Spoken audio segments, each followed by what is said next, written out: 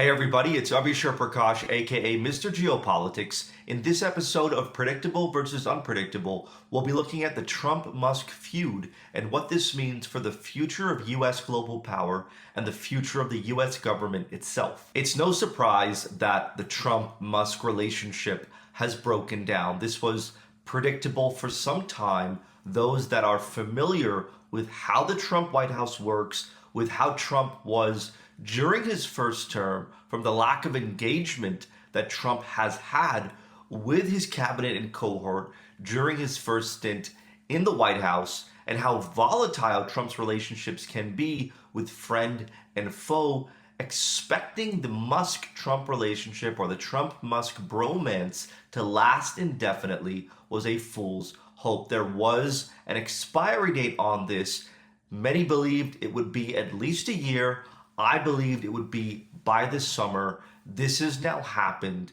The richest man in the world and the most powerful man in the world are now feuding, and this fundamentally changes the U.S. landscape, the U.S. government, and the future of American global power. This was predictable, and it is a sign that other critical relationships that U.S. President Donald Trump shares within the U.S., specifically the public sector, could also be on the chopping block next. So this isn't just about a specific relationship breaking down, but the door being now opened to more of this taking place, and alongside Trump colliding with others from the public sector that he's brought into his inner circle, the repeat could begin of Trump's first term, where he quickly changed his cabinet, where he quickly replaced officials in successive and rapid ways,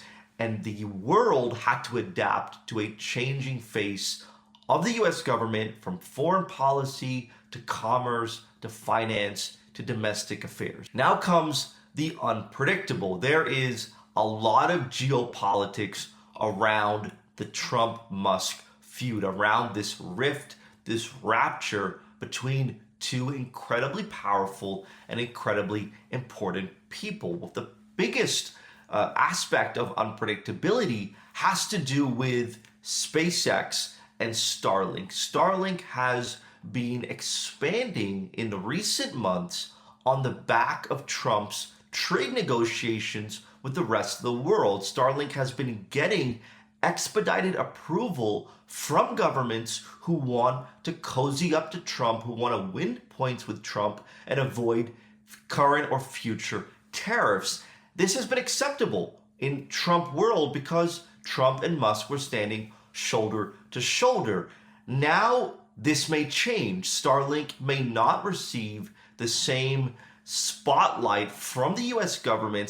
Starlink may not be pushed by the US into the four corners of the world because of this rapture. And this is not just about a US commercial service losing new ground in the world. It's also about the geopolitics of tech. Starlink is a new way for America to expand its geopolitical power around the world, to give a new form of connectivity specifically to the global south.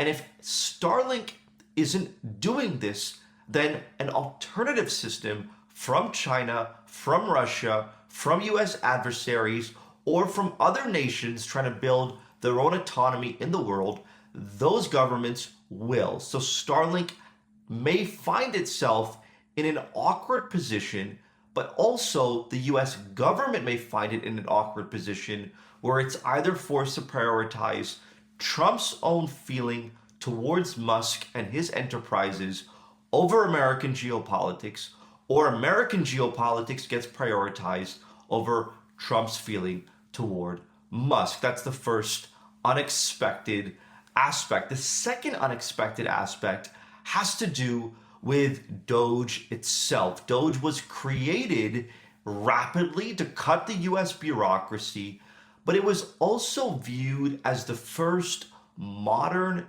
day extension of the US government. It was a new reality that not just the US population had to deal with, but in particular the global community had to deal with, because Doge became a kind of driving catalyst for other new initiatives by the US government. For example, the new agency that Trump created to collect revenue from tariffs, the External Revenue Agency, that would open up the revenue taps when it came to the new US levies on global trade.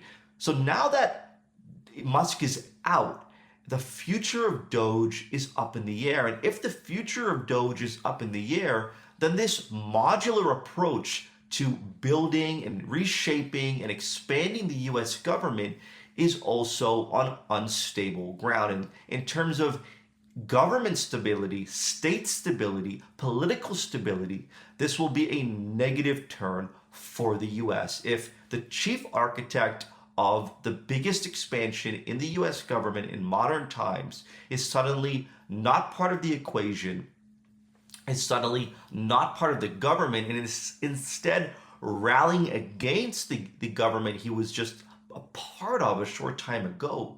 Then others around the world, their security and their belief in the US government could go down. Third is Musk's own position as a effective shadow ambassador. The US, specifically Trump, dispatched and deployed Musk in the beginning of his second term to navigate a variety of flashpoints, to act as a new interpreter of the signals when it came to China, when it came to Russia, when it came to other flashpoints in the world.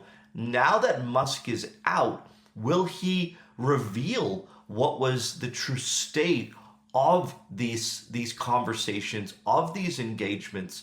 Equally important, now that Musk is out and a rapprochement seems unlikely, at least in the short term, Trump may decide to find a new person within the US technology world that he can connect with, that he can build rapport with, that can be his new shadow ambassador, not just to foreign governments, but to the US technology sector too. So now that Musk is out, there is a gap that another tech leader may fill, whether it's Mark Zuckerberg, whether it's Jeff Bezos, whether it's Peter Thiel coming back in some capacity. There is now a seat that's vacant, and a seat that's not just important for US national politics, but a seat that became a tool for Trump to engage with world leaders out of the traditional channels. Lastly, is Musk himself is calling for the creation of a new political party.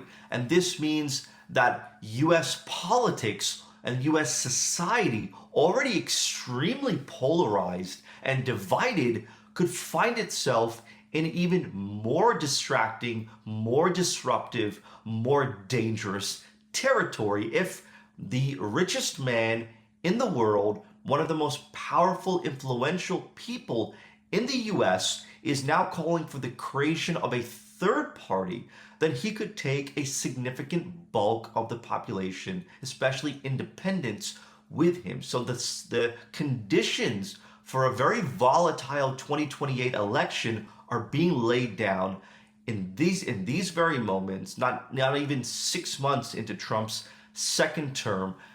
But it also means that the US political spectrum becomes even more nuanced, even more gray, if Musk is not aligning with the Republican Party anymore, but Musk is also not aligning with the Democrat Party. Then will there be now a third corner created in the US, a new party led by Musk and his ideas? I hope you resonated with this episode of Predictable versus Unpredictable. Leave your comments below and talk soon.